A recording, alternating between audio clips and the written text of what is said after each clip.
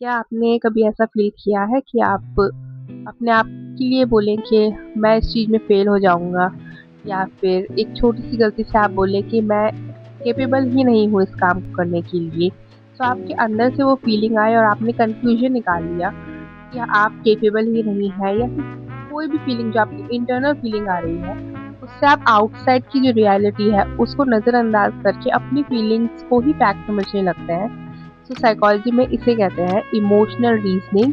तो hello everyone, I am Monika और इस चैनल में साइकोलॉजी से रिलेटेड कॉन्सेप्ट हम समझते हैं ताकि हम अपनी डेली लाइफ में उसको यूज़ कर सकें।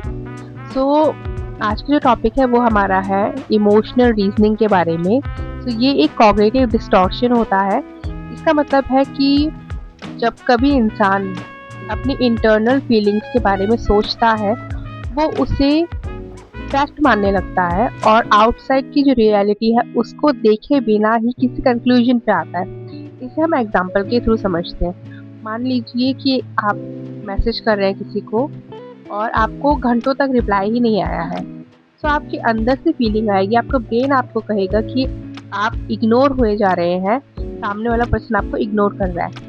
वो आपके अंदर की फीलिंग है, जबकि इन रियलिटी बहुत सारे रीज़न हो सकते हैं कि मैसेज का रिप्लाई क्यों नहीं आया। हो सकता है वो इंसान बिज़ी हो सकता है कि उनके पास टाइम नहीं है या फिर फ़ोन उनसे बहुत दूर है। ऐसे बहुत सारे रीज़न हो सकते हैं, या ड्राइव कर रहे हैं वो। इतने सारे रीज़न होने के बावजूद भी आपने उस एविडेंस को माना जो आपकी इंटरनल फीलिंग आई और उसको आपने फैक्ट समझ लिया। साइकोलॉजी में हम यही समझते हैं, कॉग्निटिव साइकोलॉजी में बेसिकली, कि हमें अपनी फीलिंग्स, अपने थॉट्स और फैक्ट्स को कैसे सेपरेट करना है। हमारे अंदर की जो फीलिंग्स है वो फैक्ट नहीं है। इंटरनल फीलिंग्स हमें हमारे बारे में बताएगी, लेकिन ये नहीं होगा कि आपकी इंटरनल जो फीलिंग्स हैं वो आउटसाइड जो रियलिटी है उसके लिए भी एक फैक्ट का काम करेगा।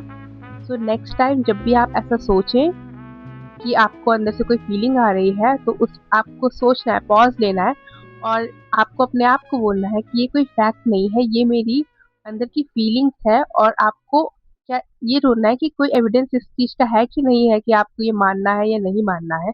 अगर आप पे एविडेंस है कि हाँ, हमारी जो फीलिंग्स है वो एकदम करेक्ट है, हमें जो इंट्यूशन या फिर कुछ भी जो फ़ील हो रहा है उसका प्रॉपर एविडेंस हमारे पास है, तो ही आप उसको मानिए। वरना आप एक बार दोबारा सोचिए कि आप ऐसा क्यों सोच रहे हैं।